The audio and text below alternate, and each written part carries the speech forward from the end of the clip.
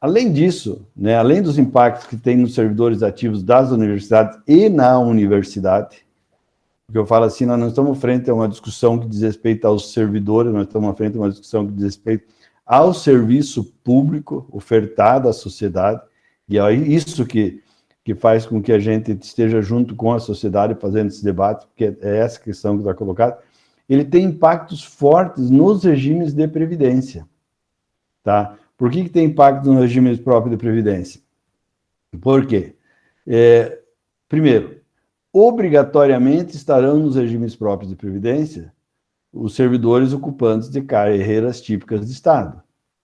Os servidores sem estabilidade, que são aqueles com contrato por tempo indeterminado, podem estar, diz que estarão no regime próprio de previdência. E os temporários e os comissionados não estarão, como já não estão hoje. Associado isso à não realização de concurso público, nós ampliaremos, vocês acompanham, o Ronaldo estava conversando antes, ele falou do FES, né, o FES acompanha diretamente a Paraná Previdência, o regime próprio de Previdência. Nós sabemos todas as manobras que foram feitas nos últimos anos, né? A última delas foi a reforma de 2019, que daí com aquela reforma o governo teria equacionado 14 bilhões de reais no Paraná Previdência, né? A Cida Borghetti, antes de sair, ela fez um equacionamento dizendo que até 2092, eu sempre falo, 2092 o Paraná Previdência não seria mais deficitário. Eu falo assim, quem de nós estará aqui em 2092 para conferir isso, né?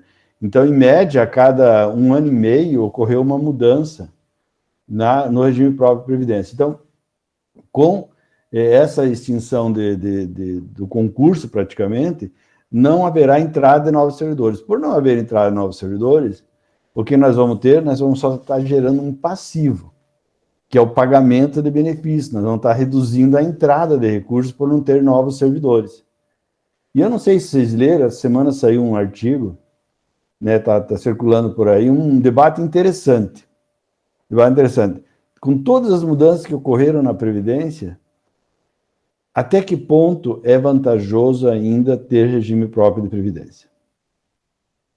Porque se nós dizemos o seguinte, que os servidores, como regra geral, vão se aposentar pela média aritmética.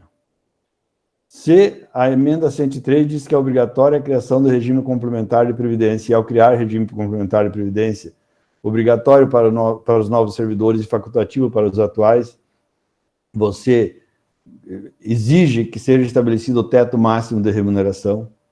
Se quem entrou depois de 2003 não tem mais estabilidade, paridade, né, com os servidores ativos.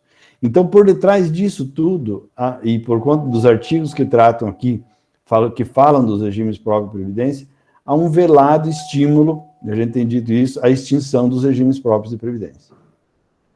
Até para vocês saberem, quando o governador Carlos Alberto Risch assumiu a primeira vez, a primeira mudança que ele fez na Previdência, a ideia inicial dele era o quê?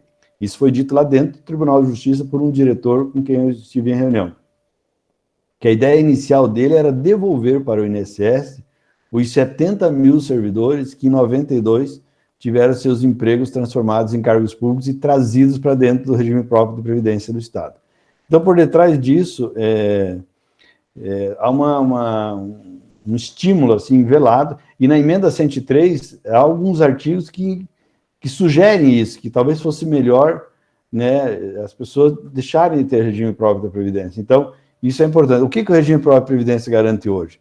Hoje ele garante algo muito importante, que mesmo a pessoa que se aposenta pela média, ela não está sujeita a um teto. O teto dela é a última remuneração ou a média, aquele que der menor, né? Se a última remuneração for maior do que a média, vale a média. Se a média for menor que a última remuneração, vale a média. Então, essa é a questão. Então eu falo que isso está muito relacionado às reformas de previdência que foram feitas, né? Que é o quê? Que é o quê? Essa mudança mesmo de concepção de Estado. Um Estado que é um Estado fulcrado, vamos dizer, na educação e no sistema de seguridade, que é saúde, previdência e assistência, que está lá nos artigos 195 e seguintes da Constituição, todos eles ficam flexibilizados. Todos ficam... Paralelo a isso, várias outras coisas estão acontecendo.